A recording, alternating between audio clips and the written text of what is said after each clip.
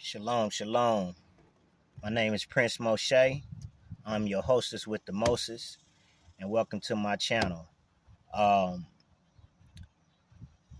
I put up a new channel, but right now, I'm not really able to intertwine my content with the channels that I created because on my other phone, I guess I be getting way too deep. So it's like, what I'm saying, somebody controlling my phone and they won't let me get enough time to really kind of speak. So I'm changing up things, that a way it can be suitable for this channel. And so as you grow, you have to change. That's always kind of been one of my strengths is, not having a fixed mindset and having a growth mindset and being able to grow. And so today I'm gonna deal with idolatry, um, because the word of the Most High says, "In all thy getting, get an understanding." And so the word also says that my people perish for the lack of knowledge. So in order for us to, get an understanding, those um, those words have to be broken down into context so you can have an understanding of what it is. And so my my foundational scripture is going to be 1 Samuel 15:21 through 23. And so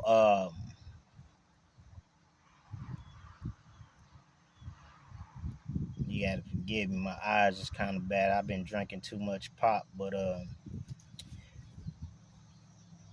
so we're going to start at 21. But the people took of the spoil sheep and oxen, the chief of the things which should have been utterly destroyed, to sacrifice unto Yahuwah the Elohim in Gilgal. And Samuel said, "Have Yahuwah as great delight in burnt offerings and sacrifices, and obeying the voice of Yahuwah. Behold, to obey is better than sacrifice, and to hearken than fat of rams. For rebellion is as the sin of witchcraft, and stubbornness is as iniquity and idolatry. Because thou hast rejected the word of Yahweh, he have also rejected thee from being king." So sometimes we wonder why, as kings, a lot of the things that's going on in our lives, um, aren't going right, because we have rejected the instructions of the Most High. And so, the Most High deals in order. So, we're not going to even speak on a woman right now. You see what I'm saying? Even though the Most High do use women, um, when there's not a man for him to use, because a lot of our men are are blinded. A lot of our men are asleep, you know, uh, to what's really going on and why it's so important as as a nation, for us to, be up under our culture, where we come from. You see what I'm saying? And so you have to take into account that we were also brought here as slaves. So the the slave master gave us the scriptures. There was a time when we weren't even able to read the scriptures, and the slave master would, teach us the scriptures according to uh, their wickedness. You see what I'm saying? And so then after so long, they would have, what, people would call, step and fetchits, or, what they would call sambos or whatever, that would, be up under the master and be learning from the master, and then they would teach the slaves. So, one of your own would teach you the same thing that the master was teaching you. You see what I'm saying? And so now that the 400 years is over, and we have learned to read and we've learned to write, you see what I'm saying? We teach our own. You see what I'm saying? And have the need to teach our own. So that we can get a proper understanding, because you know your enemy, it's not your enemy's duty to teach you what's correct. Your enemy ain't gonna never teach you what's right. Your enemy is not there to teach you what's right. Your enemy is there to deceive you, to keep you blinded and keep you in deception. You see what I'm saying? And so that's why it's important for us to understand what idolatry is and understand what these words are. So, I went to Bible Hub and I looked up adultery. And so the Strong's Hebrew number is 205, and the word is aven, trouble, sorrow, or wickedness. So in Psalms 1, it said, "Blessed is the man that standeth not, and blessed is the man that walketh not in the counsel of the ungodly or the wicked." And so that's where wickedness comes from. It's from ungodliness. It's from wicked people. And what is it to be wicked? Wickedness comes from twisting the truth. You see what I'm saying? When the word has been twisted, when they tell you that you can just live any kind of way and that there is no penalty or no consequences. Because as Israelites, it's for us to properly execute the judgments, because the word is the judgment. That's why the word says that judgment must first begin in the house of Yasharel. And so the word is the judgment, because once the word goes forth, then you have to execute judgment. So you have to weigh the scales, which you can say, which is the month of Libra, Libra, which is the scales. You see what I'm saying? That's why the scales is there. The months used to go by the zodiac signs. We don't keep the astrologies, but before it was called, April, May, and June, and July, and all of that, it used to be, the month of Gemini, or the month of, whatever, not really dealing with astrology, but that's how we used to keep time. But anyway, what I'm saying is that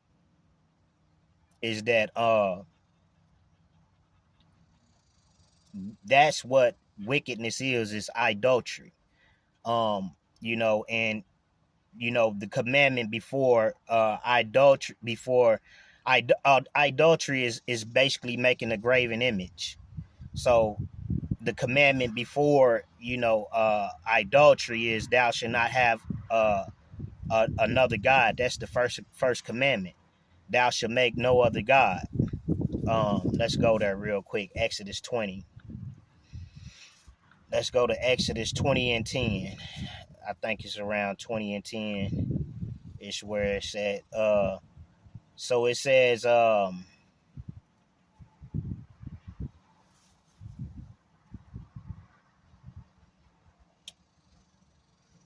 shalt make unto thee any graven images. Notice, let me see. Oh, there you go. It's Exodus 20 and 1. And Elohim spake all these words, saying, I am Yahweh, thy Elohim, which have brought thee out of the land of Egypt, out of the house of bondage. Thou shalt have no other God before me. So that's the first commandment. So usually when you start making gods out of things, then you start to serve graven images. The gods is usually hidden when you make other gods, because when you start to serve like money, that deals with Baal. You see what I'm saying? When you start to serve women, that deals with Ashtaroth or Jezebel. Uh, you know, I mean, just different gods. You see what I'm saying? But it leads to idolatry. You know what I mean? And so, getting into the breakdown of it, it says it's plural and intrusive. Bread of trouble, sorrow, or mourning. Hosea 9 and 4, and the second one is Hosea 12 and 12. We're gonna go there real quick.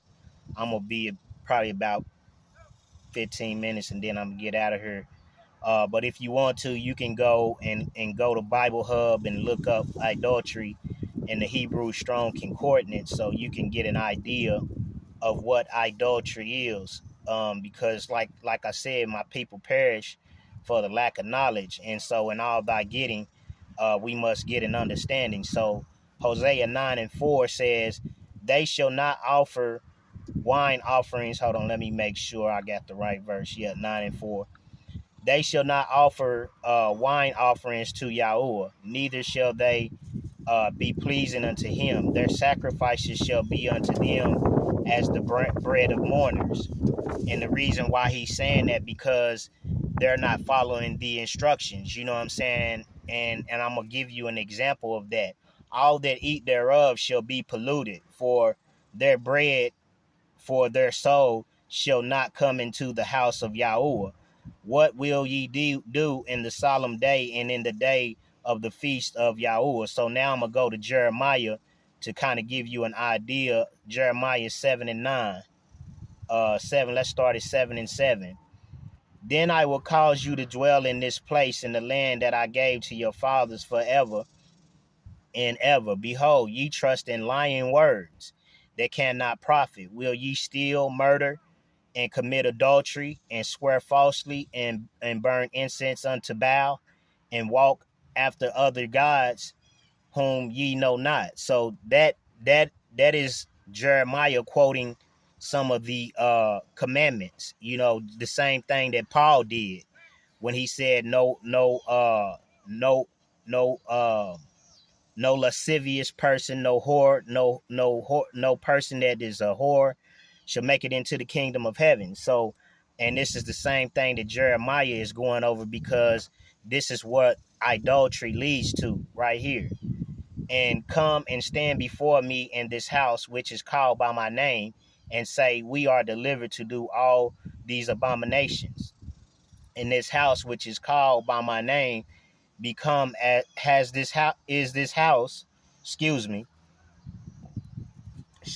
which is called by my name, become a den of robbers in your eyes. Behold, even I seen it, saith Yahuwah. But go ye now unto my place which was in Shiloh, where I set my name at as first, and see what I did to it for the wickedness of my people Yasharel. And so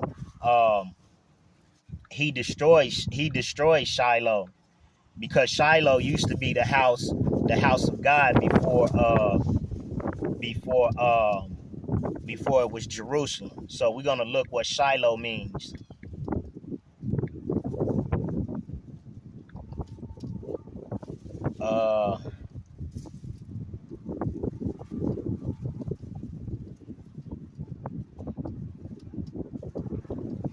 Shiloh.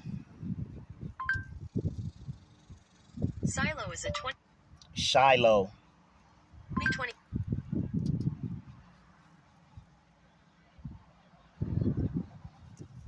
The meaning of the word Shiloh is unclear. Sometimes it is translated as Messianic title, which means he who it is, or a pacificator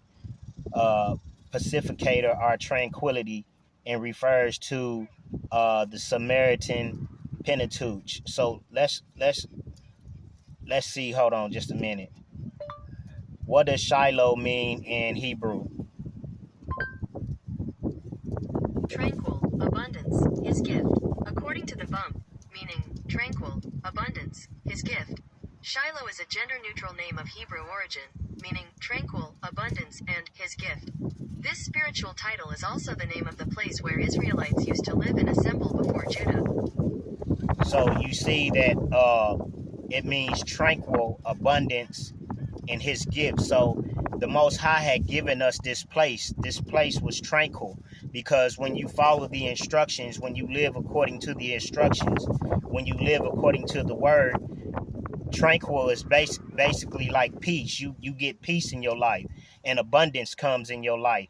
and that is his gift to us. You see what I'm saying? But when we start to serve other gods and commit adultery, then that's what brings wickedness and brings chaos to our lives. You see what I'm saying? So we're gonna go back to and you can look these up on your own. Hosea 12:12.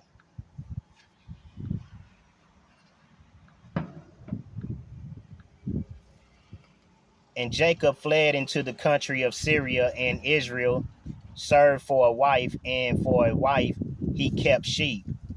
So they basically fled into Syria. Syria was with basically they were aliens in that country. So let's go back to 9:4, Hosea 9:4, because I don't think I finished reading that. They shall not offer wine offerings to Yahuwah, neither shall they be pleasing unto him. Their sacrifices shall be unto them as the bread of mourners, and all that eat thereof shall be polluted. For their bread, for their soul shall not come into the house of Yahuwah, which will ye do in the solemn day and in the day of the feast of Yahuwah. So basically, we didn't keep the instructions of the Most High. And so because we didn't keep the instructions of the Most High, we were basically, considered mourning. That's what was considered mourning. But when you get time, and just keeping it short and to the point, just go and go to Bible Hub or look up Strong's concordance definition for idolatry, and just go in and read those verses and kind of get an idea of what idolatry is, because you also have household, which is Strong's Hebrew 8655, which is Trephahim, a kind of idol, perhaps household idols. When you put the angels in your houses, when you put the little black men and stuff, we idolize that because that's the history, but we not supposed to have those things in our houses. Like when you go to Africa and you buy the Picassos and you buy the Mona Lisas and stuff, we make idols of those things. Those are idols. You see what I'm saying? And then you have what is called Strong's Hebrew 2930, tame, to be or become unclean. So the idols, idolatry is what makes us unclean. And so I'm gonna tie this into my next message. I'll probably do this tomorrow, but I'm trying to get myself together, where I can be able to sit down and study and bring you the word. So like, share, and subscribe, and you know donate and give a contribution. That way I can have time to sit down and study, and bring you the word. That way I can help you get started. It's like one of those pumps. I don't know if you know about those old pumps that they used to have back in the day when our ancestors or our grandparents stayed out in the wood. And like I remember a few times when I was incarcerated, they had like the little well water where you can flip the switch, you know what I'm saying, like that, and then the water would come out. But they used to have some older than that you would have to pump. And you know what I'm saying, once you pumped in the pressure gap, then the water would flow. And so that's kind of sort of what I'm doing here is, priming the pump, you know what I'm saying, to get the water to come out so you can start going and studying for yourself, to show you the methods of studying. Because every man, you going to stand before the Most High by yourself. Nobody is going to stand before him but you. So it's important for you to, to be ready when you stand before him. So, but my next message is going to be on adultery. So like, share, and subscribe. And if you would like to give a contribution or a donation, the link is in the bio. Shalom, peace, and blessings.